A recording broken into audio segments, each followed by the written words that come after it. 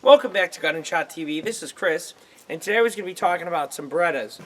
Now, I was considering mulling over making some sort of a Lethal Weapon Halloween episode, and I've got a 5906 Smith & Wesson I just did a video about, and I was seeing if I could get some Beretta 92s, but I don't actually have a Beretta 92, but I do have two Beretta 96s, but that was what Mel Gibson's character carried, and Danny Glover's character carried the 5906. I was going to do some stupid video, but it didn't turn out because, like I said, these aren't even the right guns.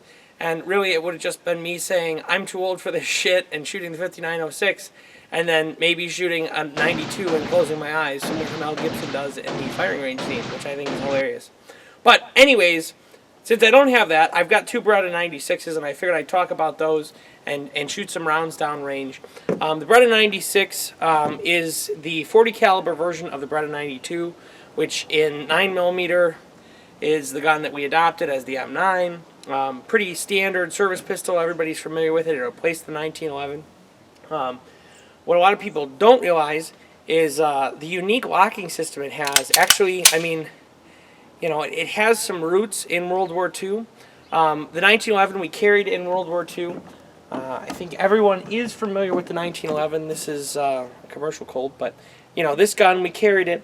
After the war, there was a couple different guns that proved themselves pretty reliable and pretty accurate.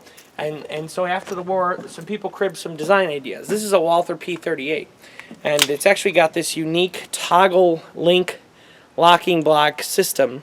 I can take it off and show you what that looks like.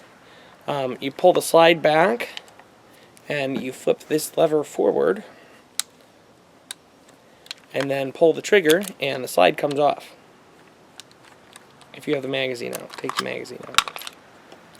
Okay, so the barrel has this locking block with these tabs. You can't really see the tabs on the gun with it together like this, but there's this locking block that kind of moves up and down here and locks the pistol in battery, locks the barrel.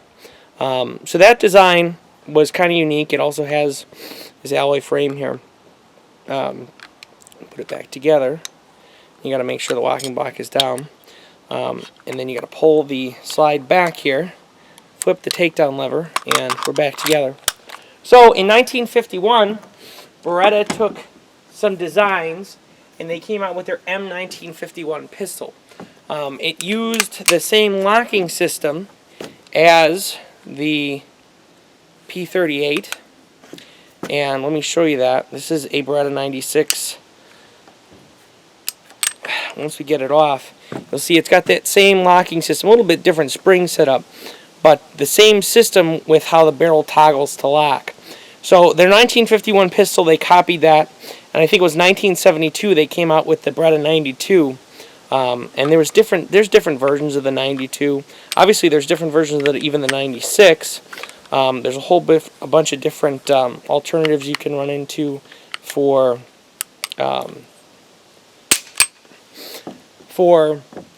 different triggers, different hammer setups, different slide designs. For example, I've got two 96s here. They had some issues with some of the early 92s with the frame and the toggle breaking and such.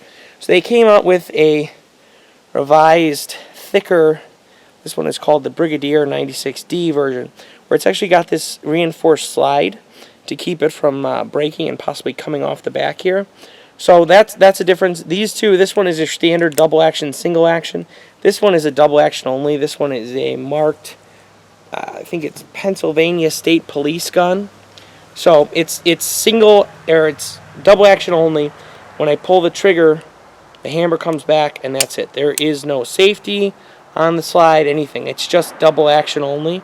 So a lot of law enforcement agencies really like the double action only aspect, or a decocker, so the gun is in double action from the start because it gives a longer trigger pull and lessens the chance of an officer accidentally shooting someone, I guess. Rather than worry about training, they just try and make the guns harder to use. But like I said, this is a 96D. I'm going to take both these down to the range and we'll shoot them and see how they shoot. I'm not a huge proponent of 40. I think 9mm is about the same ballistics wise with modern hollow points, and I think 40 is just snappier and more expensive. But obviously there are some people that disagree with me and prefer 40. I just, financially I think it's better to run 9mm, and so I've consolidated on that. But both these are in 40. For a while there, these guns come in, as everyone's dropping 40, some of these guns were coming up for 200, 300 bucks. I think this 96D, being a cop gun, I'm pretty sure this one was 250, 300 bucks, somewhere right in that range. But we'll run them down to the range and show you how they shoot. So I'm out at the range. I'm actually kind of a bad gun owner in that I don't actually stock 40 cal. So, like I said, I don't shoot it. I don't have a lot of guns in 40. I'd prefer 9. So I just went with some cheap Federal aluminum case 40. So hopefully it doesn't blow my hand off. I haven't had any issues with Federal aluminum case stuff before, but I don't know if I've ever shot any in 40. But I'm just going to shoot some at my steel targets here and give you an idea what the gun looks like when it's firing. This is the 96D double action only.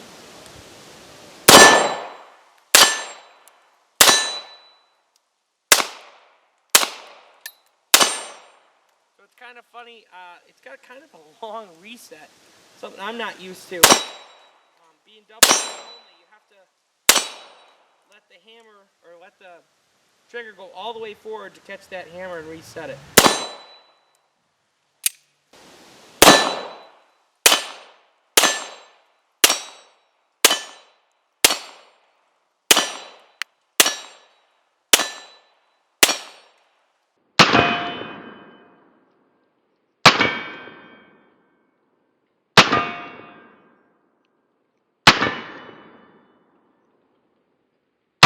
So one thing I will say in these Beretta's favors, both these are very heavy.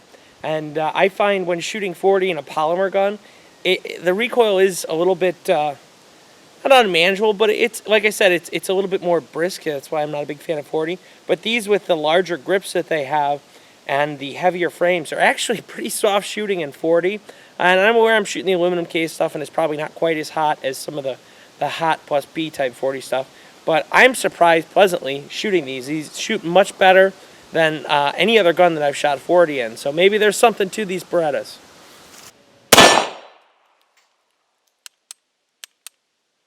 So this is an interesting issue. This gun came with some mags, and this one is not feeding from the mag correctly. It's possible that it's like a 9mm mag that's, or there's something weird with this mag. Every time I drop the slide release, make sure the cartridge is there, drop it, and I would assume that it's the ammunition, but obviously the other magazine worked fine. I'm gonna try it again. Still jamming. So either something with the mag. I don't think it's gonna be an issue with the feed ramp, but maybe there's something with the frame cut out, like maybe this is a different revision of mag. I'm not sure what the deal with this mag is, but I'm going to dump this mag and put the ammo in something else.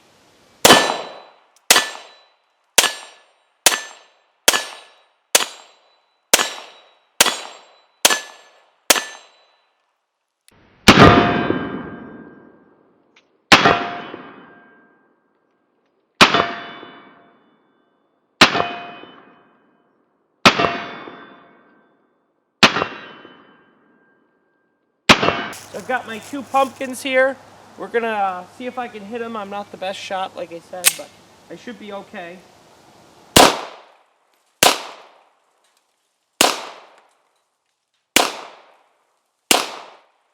Double action is super long.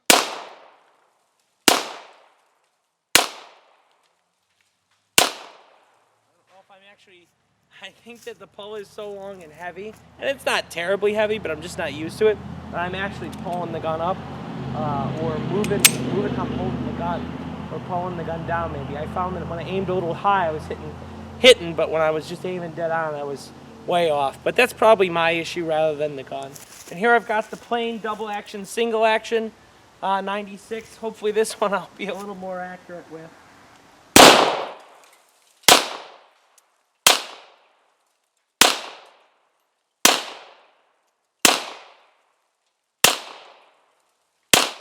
So I hope you found this interesting. I hope you learned a little bit about the Beretta 96. Like I said, I would have preferred it be about Beretta 92s, but I figured as long as I have these handy, we'll do a video about them, shooting them, talking about them, and some of the development stuff.